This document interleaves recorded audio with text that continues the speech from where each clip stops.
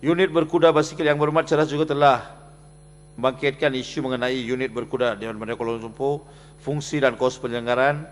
Untuk maklumat yang berhormat, setakat ini Dewan Bandar Kuala Lumpur mempunyai 25 kuda dan membelanjakan ringgit Malaysia 1.5 juta setahun untuk peralatan dan makanan kuda. Tugas-tugas ini adalah untuk kerja-kerja rondaan di kawasan-kawasan taman dan taman awam. Yang berhormat Kepong juga telah bangkitkan isu bank luar persisir. Maaf. Bejar. Unit berkuda. Pasal kuda. Berkuda. Unit berkuda. Yang berhormat. Yang berhormat Timbalan Menteri kalau nak belum bagi satu menerangkan. bagi semua. Atau Ketua. Ketua Pengerusi. Yang berhormat Menteri belum menerangkan fungsi sebenarnya unit berkuda ini. Kerana saya nampak wang yang digunakan untuk membersihkan najis kuda lebih mahal daripada kebaikan-kebaikan fungsinya untuk meronda di taman-taman hijau. Apakah fungsi mereka? Begitu jumlah besar perbelanjaan dikenakan untuk membela kuda-kuda itu. Apa guna mereka? Lebih baik lembu ada lagi baik. Apa kuda? Bandaraya Ipoh Barat lembu boleh lah, Kuala Lumpur lembu tak boleh. Kekurangan tanah. Sila yang berhormat. Ipoh kuda-kuda sudah hilang.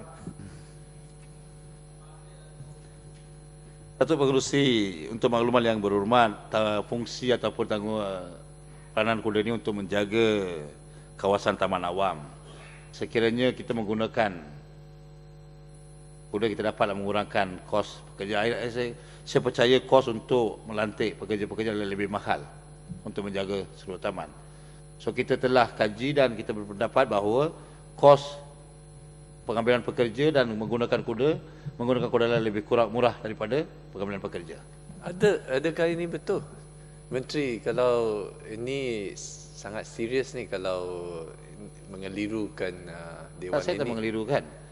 Kalau kos pekerja yang naik motor atau motosikal lebih mahal daripada Yang berhormat, pekerja yang Yang memakai Berhormat, benda. saya Sila jawab dengan Ya, Yang Berhormat. Saya juga peringatkan Menteri lah. Saya ingat buat sikit kerja, tanyalah sama ada manusia itu lebih mahal ataupun jaga kuda ni lebih mahal. Ya, Yang Berhormat, saya Betul, saya ya. Timbalan Menteri mengelirukan Dewan ini. Saya baru-baru ini saya dapat satu jawapan daripada unit penyelidikan Parlimen yang mendapatkan maklumat daripada DBKL.